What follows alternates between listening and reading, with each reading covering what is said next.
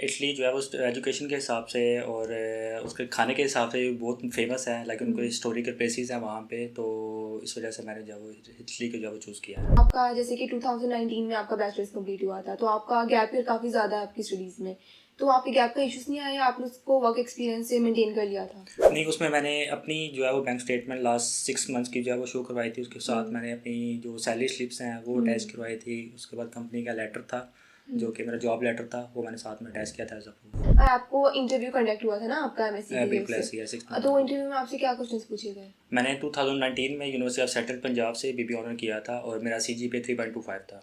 अच्छा, तो आप मेरे फ्रेंड ने स्कॉलरशिप अप्लाई की थी और उनको स्कॉलरशिप मिल चुकी है, लाइक अकोमोडेशन और बाकी चीज़ें उनको मिल चुकी हुई हैं।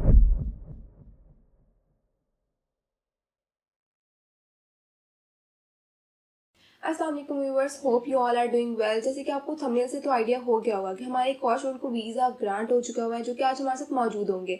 हम उनसे बहुत कुछ जानने की कोशिश करेंगे कि उन्होंने कौन सी अपने लिए यूनिवर्सिटी को चूज़ किया, उनका प्रीवियस एजुकेशनल बैकग्राउंड क्या था और उनके फ्यूचर प्लान्स क्या है इटली को लेके। और अगर स्टूडेंट्स 2025 इंटेक के लिए इटली जाना चाहते हैं तो क्या उनको इटली चूज़ करना चाहिए? हम हर एक चीज़ को जानने की कोशिश करेंगे, तो वीडियो को एंड तक ज़रूर देखिएगा।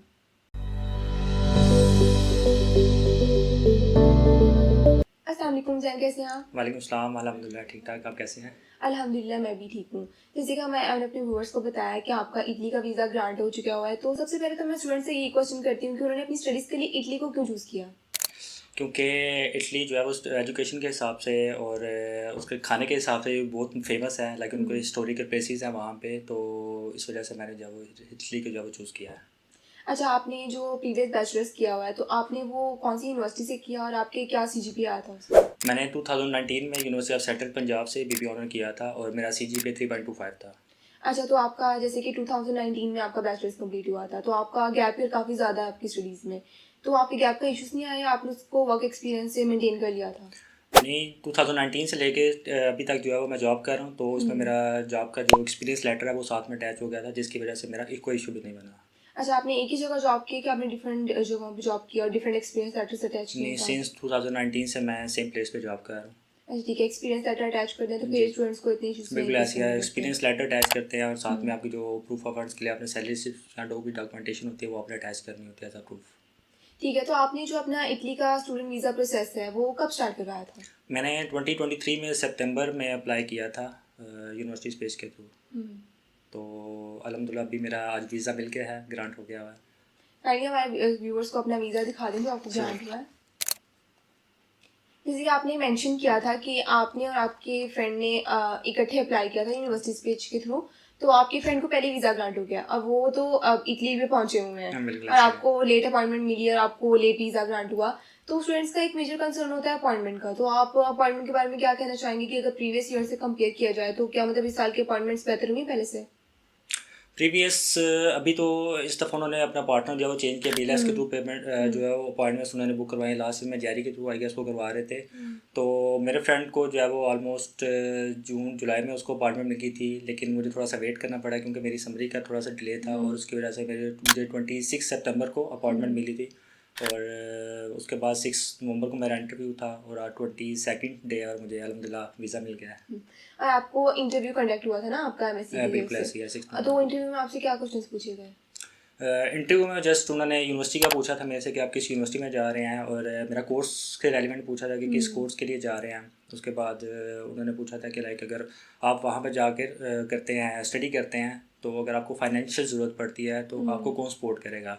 तो उसके लिए मैं अपने फादर के डॉक्यूमेंट्स लेके गया था एज अ को स्पॉन्सर, क्योंकि प्रीवियसली मैं सेल्फ स्पॉन्सर था। तो इस वजह से फिर मैंने उनको डॉक्यूमेंटेशन वो प्रोवाइड किया, तो उन्होंने बोला कि ठीक है आप जा सकते हैं। मतलब 3 से 4 क्वेश्चन उन्होंने जस्ट पूछे हैं। तो अच्छा ठीक है, जब आप अप्लाई कर रहे थे तो आपने अपनी बैंक स्टेटमेंट शो करवाई थी कि आप अपने फादर की बैंक स्टेटमेंट शो करवाई थी? नहीं, उसमें मैंने अपनी जो है वो बैंक स्टेटमेंट लास्ट 6 मंथ्स की जो है वो शो करवाई थी। उसके साथ मैंने अपनी जो सैलरी स्लिप्स हैं वो अटैच करवाई थी। उसके बाद कंपनी का लेटर था जो कि मेरा जॉब लेटर था, वो मैंने साथ में अटैच किया था एज अ प्रूफ। आपने कितनी बैंक स्टेटमेंट शो करवाई थी? मैंने more than 26 lakh. More than 26 lakh. मतलब ठीक होता है कि आपका मिनिमम आपने 20 लाख शो करवाने होते हैं, लेकिन बिल्कुल जितने ऐसा है। मैक्सिमम आप शो करवाए उतने ज़्यादा आपके चांसेस बिल्कुल, बढ़ते हैं। आपने उनको जस्टिफाई भी करवाना होता है कि लाइक अगर आपके पास स्टेटमेंट है, क्योंकि वो प्रीवियस ईयर के जो एनुअल टैक्स रिटर्न होते हैं उधर से वो वैलिडेट करते हैं चीज़ें, तो वो आपकी मैच करनी चाहिए साथ में। ये भी होता है कि अगर आपकी अपनी कोई बैंक स्टेटमेंट नहीं है तो आप अपने फादर अपनी मदर की बैंक स्टेटमेंट भी शो करवा सकते हैं। बिल्कुल, इस दफ़ा उन्होंने रूल भी मिड में जाकर चेंज किया है कि लाइक जो ब्रदर है वो को स्पॉन्सर नहीं हो सकता है, बिल्कुल। तो इसलिए सेल्फ स्पॉन्सर या जो आपके पेरेंट्स हैं आप उनको स्पॉन्सर कर सकते हैं साथ में। ठीक है, आपने जब अप्लाई करे थे इटली के लिए तो आपने अपनी जो यूनिवर्सिटी चूज़ की है वो कौन सी चूज़ की है और उसमें आपका प्रोग्राम कौन सा है? मैंने मार्के अनकोना में यूनिवर्सिटी है मार्के पॉलीटेक्निक, मैंने वो चूज़ की है और उसमें मेरा कोर्स है masters in international commerce and economics. ये आपकी फील्ड के रिलेटेड जी प्रोग्राम है? बिल्कुल, क्योंकि मैंने प्रीवियसली जो मेरी एजुकेशन थी वो बीबीए ऑनर थी और उसमें जो मेरी स्पेशलाइजेशन थी वो अकाउंटिंग एंड फाइनेंस थी। अच्छा, आप इटली तो जा रहे हैं, लेकिन आप सेल्फ पे जा रहे हैं कि आप वहाँ पे जाके स्कॉलरशिप के लिए अप्लाई करेंगे, अगर आपको स्कॉलरशिप अभी मिल चुकी हुई है? मेरे फ्रेंड ने स्कॉलरशिप अप्लाई की थी और उनको स्कॉलरशिप मिल चुकी है, लाइक हम्म, अकोमोडेशन और बाकी चीज़ें उनको मिल चुकी हुई हैं। मैंने हम्म, अप्लाई नहीं किया क्योंकि मैं लेट हो चुका था, तो मुझे मैम ने गाइड किया, मैम आदिया ने, कि आप वहाँ हम्म। पे जाके जो है वो जो आपकी स्कॉलरशिप है वो अप्लाई कर सकते हैं, तो आपको मिल जाएगी, उसका इशू नहीं है। ऐसे ही होता है कि अगर आपको यहाँ पे स्कॉलरशिप नहीं मिली तो आप वहाँ पे जाके अप्लाई करते हैं तो फिर आपको हर स्टूडेंट को स्कॉलरशिप मिल बिल्कुल जाती है ऐसे ही इजीली। मेरा टाइम जो उनकी डेडलाइन थी वो हम्म। स्किप हो गई, जिसकी वजह से मैं नहीं कर सका, तो मैं वहाँ पे जाके करूँगा तो वो हो जाएगी, उसका इशू नहीं है। अब वैसे भी अगर आपको स्कॉलरशिप नहीं भी मिलती तो वहाँ पे आपको पार्ट टाइम जॉब अलाउ होती है। बिल्कुल ऐसे ही है। आप मैं कुछ एक यूनिवर्सिटी ने आर्ट्स सेट किए होते हैं, अगर आप उससे ज़्यादा एक्सीड करना चाहते हैं तो वो भी आपको अलाउ होता है, आप इजीली अर्निंग कर सकते हाँ, हैं। बिल्कुल ऐसे ही वो यूनिवर्सिटी की क्लासेस पे डिपेंड करता है कि आप हम्म। जितना ज़्यादा जो है वो आपके पास टाइम फ्री है तो आप कर सकते हैं job। पर स्कॉलरशिप का बेनिफिट ये होता है ना कि आपको मंथली स्टाइपेंड भी मिल रहा होता है, इसके बिल्कुल अलावा अगर आप पार्ट टाइम जॉब करते हैं तो आप फैमिली को भी वापस भिजवा सकते हैं, बिल्कुल आप अपनी एडिशनल हो सेविंग भी जाता कर है, सकते हैं। ऐसे ही है बिल्कुल, तो वो एडिशनल हो स्कॉलरशिप हर जाता है। स्टूडेंट को मिलती है और स्टूडेंट्स को ज़रूर अप्लाई करना चाहिए। मेरा आपसे लास्ट क्वेश्चन ये है कि अगर आप स्टूडेंट्स 2025 इनटेक के लिए इटली जाना चाहते हैं तो आप उनको क्या सजेस्ट करेंगी? क्या मतलब उनके लिए इटली राइट ऑप्शन है कि उनको इटली नहीं चूज़ करना चाहिए?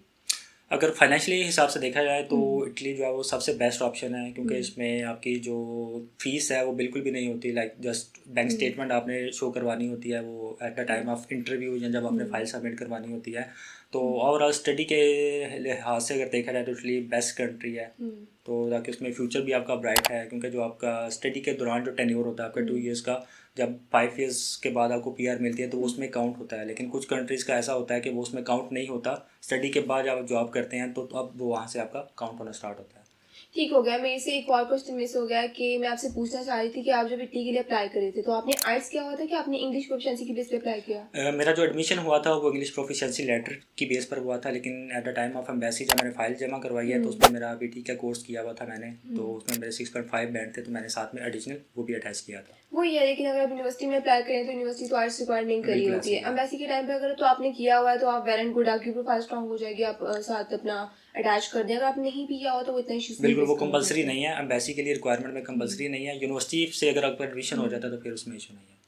जी व्यूअर्स, जैसे कि आप देख सकते हैं कि हमारे जो स्टूडेंट को वीज़ा ग्रांट हुआ है उन्होंने जल्दी ही अपना प्रोसेस स्टार्ट करवा लिया था, अपने सारे डॉक्यूमेंट्स को रेडी करके हमारी टीम उनको थ्रू आउट गाइड करती रही है कि ओवरऑल प्रोसेस के बारे में।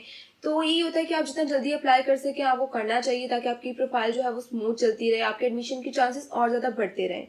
तो अगर आप भी 2025 इनटेक के लिए अप्लाई करना चाहते हैं तो आप हमें दी गए नंबर्स पर कॉन्टैक्ट करके हमारी टीम से फ्री ऑफ कॉस्ट असेसमेंट हासिल कर सकते हैं।